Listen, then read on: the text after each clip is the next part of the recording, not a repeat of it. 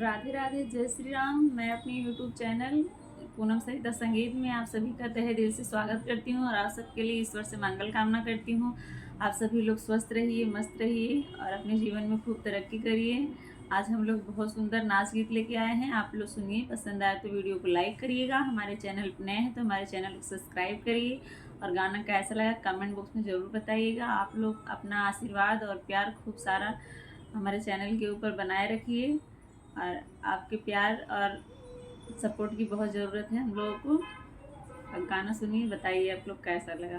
Mobile बिना मनवा ना लागै राजा, मोबाइल बिना मनवा ना लागै राजा, मोबाइल बिना मनवा ना लागै राजा। सास बिना लागै, ससुर बिना लागै, सास बिना लागै, ससुर बिना लागै, ननद बिना मनवा ना लागै राजा, ननद बिना मनवा ना लागै राजा।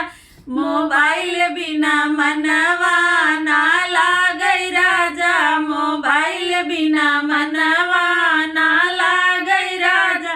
जेठ बिना लागै, जेठान बिना लागै, जेठ बिना लागै, जेठान बिना लागै। देवर बिना मनवा ना लागै राजा, देवर बिना मनवा ना लागै राजा। मोबाइल बिना मनवा ना लागै राजा, मोबाइल बिना मनवा ना लागै राजा।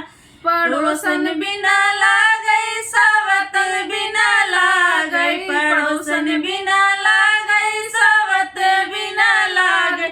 सजन बिना मनवा ना लागै राजा, सजन बिना मनवा ना लागै राजा। मोबाइल बिना मनवा ना लागै राजा, मोबाइल बिना मनवा ना लागै राजा।